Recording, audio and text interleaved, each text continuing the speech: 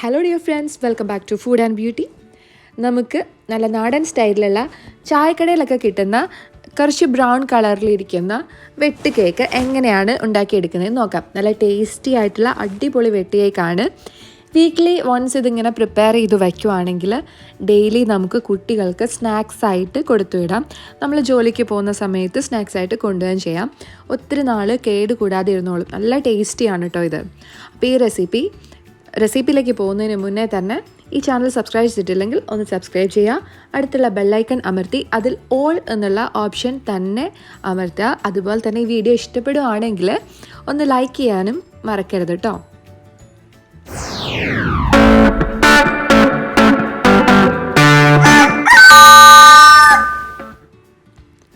നമുക്ക് റെസിപ്പിയിലേക്ക് പോകാം.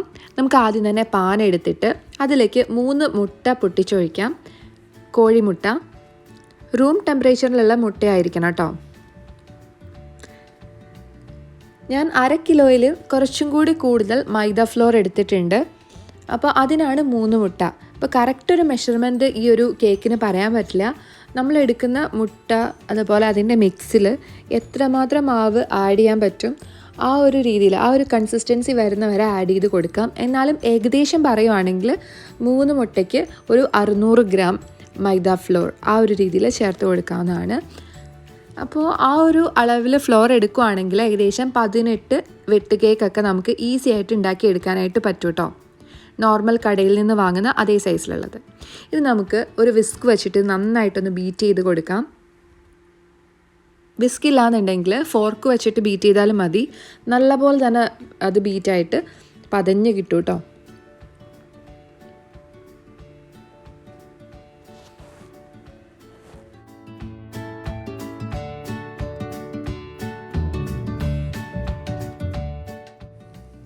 ഇപ്പോൾ നല്ലപോലെ മുട്ട പതഞ്ഞു വന്നിട്ടുണ്ട്.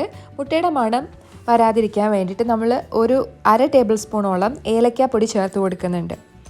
ഏലക്കാപ്പൊടി ഇല്ലാന്നുണ്ടെങ്കിൽ vanilla essence, pineapple essence, strawberry essence ഇത് ഏതെങ്കിലും ചേർത്ത് കൊടുക്കാം. അതൊക്കെ നിങ്ങളുടെ ഇഷ്ടമാണ്. ഇഷ്ടമുള്ള ഫ്ലേവർ നമുക്ക് ചേർത്ത് കൊടുക്കാം. പക്ഷേ നാടൻ പലഹാരം ആയതുകൊണ്ടിട്ട് ഞാൻ ഏലക്കാപ്പൊടി തന്നെയാണ് സജസ്റ്റ് ചെയ്യുന്നത്. പിന്നെ ഏലക്ക പൊടിയായിട്ടില്ല എന്നുണ്ടെങ്കിൽ പഞ്ചസാര ഇതിലേക്ക് ചേർക്കുന്നുണ്ട്. അപ്പോൾ അത് പൊടിക്കുന്ന സമയത്ത് ഏലക്ക കൂടി ഇട്ട് പൊടിച്ച് ചേർക്കാവുന്നതാണ്. ഇനി പഞ്ചസാര പൊടിച്ചില്ലെങ്കിലും കുഴപ്പമില്ല കേട്ടോ. ഞാൻ പൊടിക്കാതെ തന്നെയാണ് ചേർക്കുന്നത്. ഏകദേശം 1/4 കപ്പ് പഞ്ചസാര ചേർത്ത് കൊടുക്കുന്നുണ്ട്. 250 ml കപ്പാണ് ഞാൻ എടുത്തിട്ടുള്ളത്. ഈ ഒരു അളവിൽ പഞ്ചസാര ചേർക്കുകയാണെങ്കിൽ അത്യാവശ്യം മധുരം ഉണ്ടാവും കേട്ടോ. മധുരം ഇഷ്ടപ്പെടുന്ന ആളുകൾക്ക് പറ്റുന്ന പഞ്ചസാരയാണിത്. ഇതിലേക്ക് പഞ്ചസാരയുടെ ആ ഒരു മധുരം ഒന്ന് ബാലൻസ് ചെയ്യാൻ ഒരു പിഞ്ച് ഉപ്പ് ചേർത്ത് കൊടുക്കുന്നുണ്ട്. എന്നിട്ട് നല്ലപോലെ ഒന്ന് മിക്സ് ചെയ്ത് കൊടുക്കാം. അധികം മധുരം ഒന്നും വേണ്ടാന്നുള്ളവരാണെങ്കിൽ നിങ്ങൾ ഒരു 1/2 കപ്പ് പഞ്ചസാരയോ അതിൽ താഴെയോ ചേർത്ത് കൊടുത്താൽ മതി കേട്ടോ. നല്ല പോലെ ഒരു യെല്ലോ കളറിൽ നമ്മുടെ കേക്ക് വരണമെന്നുണ്ടെങ്കിൽ ഇപ്പോൾ ഒരു പിഞ്ച് മഞ്ഞൾപ്പൊടി നിങ്ങൾക്ക് ചേർത്ത് കൊടുക്കാം. ഞാനതൊന്നും ചേർത്ത് കൊടുക്കുന്നില്ല കേട്ടോ. കേസരി പൗഡറും ബേക്കറീസിലൊക്കെ കേസരി പൗഡറും യൂസ് ചെയ്യാറുണ്ട്. യെല്ലോ പൗഡറാണ്. ഞാനതൊട്ടും സജസ്റ്റ് ചെയ്യുന്നില്ല. സാധാരണ ചായക്കടയിൽ, പഴയ ചായക്കടയിലൊക്കെ കിട്ടുന്ന ഈ ഒരു വെട്ട് കേക്കിന് ലൈറ്റ് ഒരു ബ്രൗൺ കളറാണ്, ഉള്ളിൽ ലൈറ്റ് യെല്ലോ പോലെ. അപ്പോൾ ആ ഒരു കളറിലാണ് ഞാൻ ഉണ്ടാക്കിയെടുക്കുന്നത്. അപ്പോൾ നമുക്കൊന്നും ചേർക്കേണ്ട ആവശ്യമില്ല. നമുക്ക് വേറൊരു പാത്രം എടുത്തിട്ട് അതിലേക്ക് മൈദ ഫ്ലോർ ചേർത്ത് കൊടുക്കാം. ഞാൻ എടുക്കുന്നത് 600 ഗ്രാം പൗഡറാണ്. 250 ml കപ്പിൽ 2 കപ്പ്, പിന്നെ ഒരു 1/2 കപ്പും കൂടി.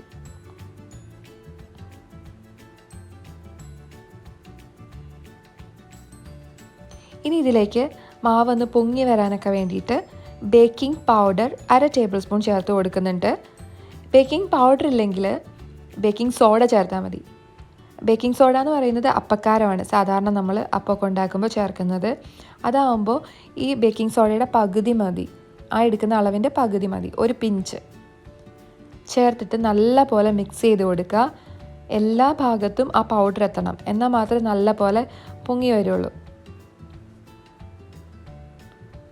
ഇപ്പം മിക്സ് ആയിട്ടുണ്ട്. ഇനി നമുക്ക് നടുക്കൊരു കുഴിയൊക്കെ കുഴിച്ചിട്ട് അതിലേക്ക് കുറേശ്ശെയായിട്ട് നമ്മുടെ മിക്സ് ചേർത്ത് കൊടുക്കാം. എന്നിട്ട് നല്ല പോലെ ഒന്ന് മിക്സ് ചെയ്തെടുക്കാം. നമ്മൾ ചപ്പാത്തി കുഴയ്ക്കുന്ന അതേ രീതിയിൽ തന്നെ പക്ഷെ കുറച്ച് ഒട്ടുന്ന കൺസിസ്റ്റൻസിയിലായിരിക്കണം. അത്രയും ഹാർഡായിട്ട് ബോൾ പോലെ ആവരുത്. കുറച്ച് നമ്മൾ വച്ചിരിക്കുന്ന പാത്രത്തിൽ ഒട്ടിപ്പിടിക്കുന്ന ഒരു രീതിയിൽ വേണം നമ്മുടെ മാവിരിക്കാനായിട്ട്.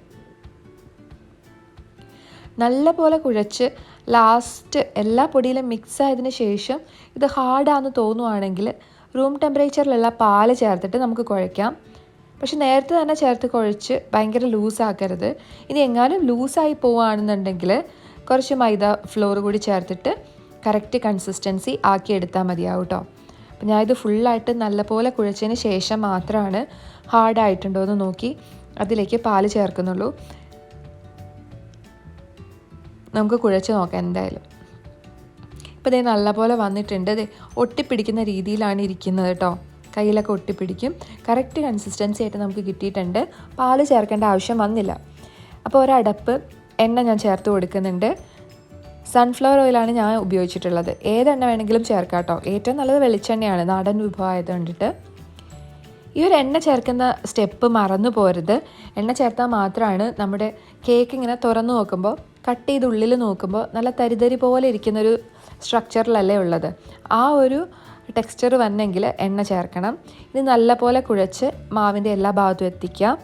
അതിനുശേഷം ഈ ഒരു ബോളിൻ്റെ അകത്ത് ചുറ്റും ഒന്ന് എണ്ണ തടവി കൊടുക്കുക. മോയ്സ്ചർ ലോക്ക് ചെയ്യാൻ വേണ്ടിയിട്ടാണ്, ഭയങ്കരമായിട്ട് ഡ്രൈ ആവാതിരിക്കാൻ വേണ്ടിയിട്ടാണ്. എന്നിട്ട് നമുക്കിത് അടച്ചു വയ്ക്കാം. ഞാൻ ഒരു പ്ലേറ്റ് വെച്ചിട്ട് മാത്രം ജസ്റ്റ് അടച്ചു വയ്ക്കുന്നേ ഉള്ളൂ. 4 മണിക്കൂർ കഴിഞ്ഞിട്ടാണ് ഞാൻ ഇതുണ്ടാക്കുന്നത്. അറ്റ്ലീസ്റ്റ് ഒരു 2 hours എങ്കിലും നിങ്ങൾ വയ്ക്കുക കേട്ടോ. ഞാൻ ഒരു 4 hours വയ്ക്കുന്നുണ്ട്. അപ്പോൾ 4 hours കഴിഞ്ഞിട്ടുണ്ട്. ഇനി നമുക്കിത് എടുക്കാം. ഭയങ്കരമായിട്ട് പൊങ്ങി വരുമൊന്നുമില്ല കേട്ടോ. ഏകദേശം അതുപോലെ തന്നെ ഇച്ചിരി കൂടി സോഫ്റ്റ് ആവുന്ന മാത്രം. ഇനി നമ്മുടെ ഒരു ഫ്ലോറിൽ കുറച്ച് എണ്ണ തടവിയതിന് ശേഷം നമുക്കിതുപോലെ ഒന്ന് നീളത്തിലാക്കി എടുക്കാം.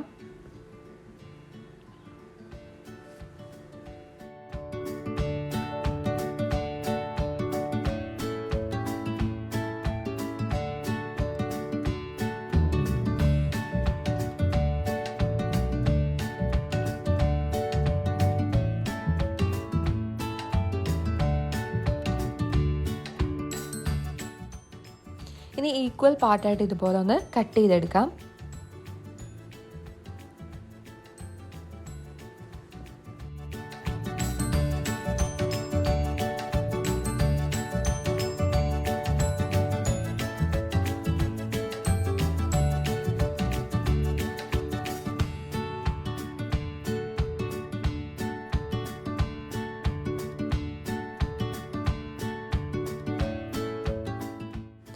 ഇപ്പോൾ ഈക്വലായിട്ട് ഞാൻ കട്ട് ചെയ്തെടുത്തിട്ടുണ്ട്. ഈ ഒരു അളവിൽ കട്ട് ചെയ്തെടുക്കുകയാണെങ്കിൽ കറക്റ്റ് നമ്മൾ കടയിൽ നിന്ന് വാങ്ങുന്ന ആ ഒരു വലുപ്പത്തിൽ കിട്ടും കേട്ടോ.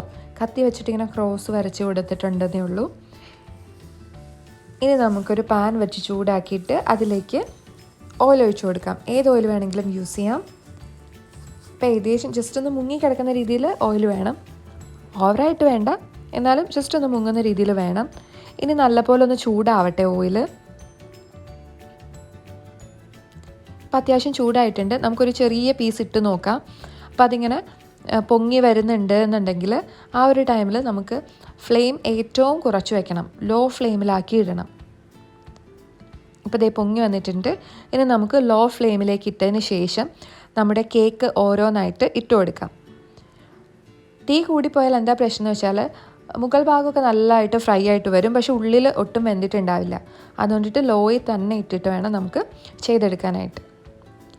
ഇടുമ്പോൾ ഒത്തിരി എണ്ണം ഒരുമിച്ചിടരുത്, കാരണം ഇത് ഒന്ന് പൊങ്ങി വരും, കുറച്ച് വീർത്ത് വരും. അപ്പോൾ അതുകൊണ്ടിട്ട് ആ ഒരു സ്പേസ് കൊടുത്തതിന് ശേഷം നമുക്ക് കേക്ക് ഇട്ട് കൊടുക്കാം. ഇതുപോലെ പതിയെ കുക്കായി വന്നാൽ മതി.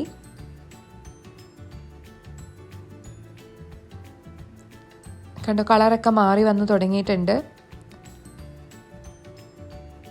വേണമെങ്കിൽ നിങ്ങൾക്ക് ഈ ഒരു ടൈമിൽ കേക്ക് എടുക്കാം കേട്ടോ. ചിലർക്ക് നല്ല സോഫ്റ്റ് ആയിട്ടുള്ള കേക്കാണ് ഇഷ്ടം. അങ്ങനെയുള്ളവരാണെങ്കിൽ ഇപ്പോൾ നമുക്ക് എടുക്കാം. ഇപ്പോൾ ഓൾമോസ്റ്റ് കുക്കായിട്ടുണ്ട്. ചൂടാറുമ്പോൾ കഴിക്കാം.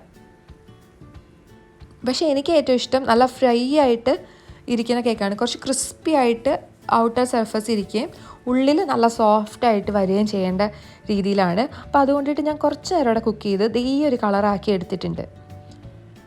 അപ്പോൾ ഇത് കട്ട് ചെയ്യുമ്പോൾ ഉള്ളിൽ യെല്ലോ കളറായിട്ടിരിക്കും. മുട്ടയ്ക്ക് ഓൾറെഡി ഒരു യെല്ലോ കളർ ഉണ്ടല്ലോ, ആ ഒരു കളർ മാത്രമാണ് നമുക്ക് കിട്ടുക. മഞ്ഞൾപ്പൊടി ഒന്നും ചേർത്തിട്ടില്ല. ഞാൻ ഈ രീതിയിൽ എല്ലാം വറുത്തെടുക്കുന്നുണ്ട് കേട്ടോ. അപ്പോൾ ഇതാണ് അതിൻ്റെ കൺസിസ്റ്റൻസി. ഉള്ളിൽ കണ്ടോ ടെക്സ്ചർ, നിറച്ചും ഹോൾസൊക്കെ വന്ന് നല്ല തരിതരി പോലെ ഇരിക്കുന്ന അടിപൊളി കേക്കാണ്. സോഫ്റ്റുമാണ്, നല്ല പോലെ വെന്തിട്ടുമുണ്ട്. അപ്പോൾ നിങ്ങൾ എന്തായാലും ഇതൊന്ന് ട്രൈ ചെയ്ത് നോക്കുക. ഞാനിപ്പോൾ ഒരു 3 ബാച്ചായിട്ടാണ് കേട്ടോ ഫ്രൈ ചെയ്തെടുത്തിട്ടുള്ളത്.